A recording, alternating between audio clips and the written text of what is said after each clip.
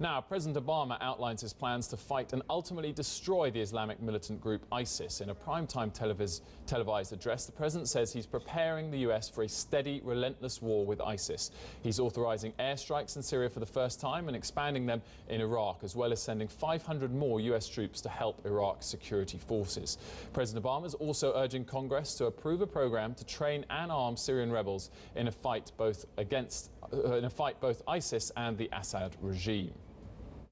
This counterterrorism campaign will be waged through a steady, relentless effort to take out ISIL wherever they exist using our air power and our support for partners' forces on the ground. This strategy of taking out terrorists who threaten us while supporting partners on the front lines is one that we have successfully pursued in Yemen and Somalia for years. The president insists he's not returning American combat troops to the Middle East. He also believes he doesn't need new congressional authority to expand the war against ISIS. And no leaders have so far called for a direct vote on the issue. Our Middle East correspondent Handley Gamble joins us now. Also on set with us is Yannick Nord, portfolio manager at Sturgeon Capital. Handley, I'll start with you. In an interview with NBC's Meet the Press earlier in the week, President Obama said one of the key aims of this speech was to make sure the American people knew that the US had the capacity to deal with this threat. Do you think he got that message across?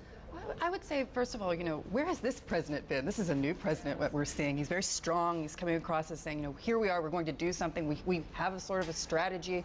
But we just heard him mention Yemen and Somalia. And I don't know about you, but the last time I heard about Yemen, it was a complete and utter disaster. And I'm talking about hearing about it from Saudi Arabia, and they would know since it's on their border. And then, of course, also, we know that the foreign ministers are all meeting in Saudi Arabia. They're meeting in Riyadh today. And what are they going to hear?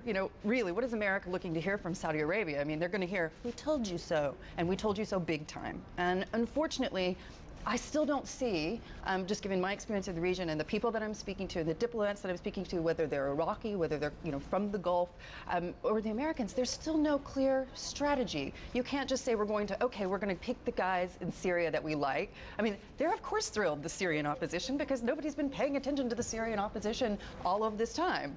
And so, including Turkey, I mean, they pretty much dropped off the radar. So for me, I'm still waiting to hear something a bit better articulated in terms of where we're going to go next and how we're going to get there. I mean, airstrikes, we know that didn't work in Libya as a strategy. And 500 more troops, what are they going to do exactly? They're going to train these Iraqi forces? They need a lot of training. So we'll just have to see what happens next. And Hadley, also, I mean, the UK Prime Minister, David Cameron, has been very clear that he wanted to see a new Iraqi government in place in order for any military action to have legitimacy if it was called for by them. So is there that legitimacy lacking in terms of airstrikes on Syria? Well, in terms of the government, we know that they put another government in place, and those are wonderful steps, for them, whether, it's going to be effective in combating ISIS or not. We know this is a good thing for the Iraqi people. I mean, obviously, Prime Minister Maliki was holding, had a very firm grip on power, and it was very, very Shia dominated for obvious reasons. But at the same point, it's great that these leaders are now saying, okay, we need to take care of this problem, which they haven't been dealing with for over, 2+ years.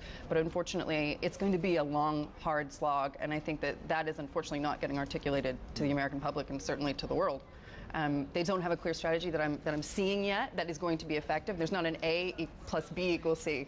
So at this point, I'm still wondering.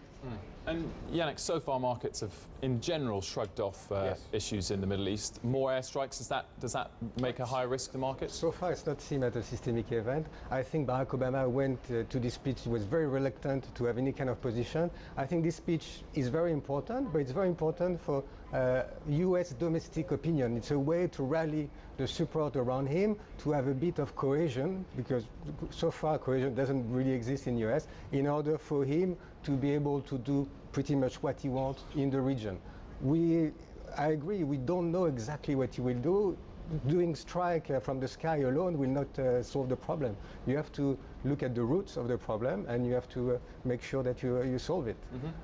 Right now, if you look at the oil price, we don't see a lot of big impact. I think all in all, it might be a bit better for the dollar. And it will be better for companies operating in Kurdistan like Genel, Gulf Keystone or DNO. Brilliant. Yannick, thank you very much. We'll be coming back to Yannick to talk more on markets in general later in the show. Hadley, thank you very much for joining us. I'm sure we'll hear from you more a bit later as well.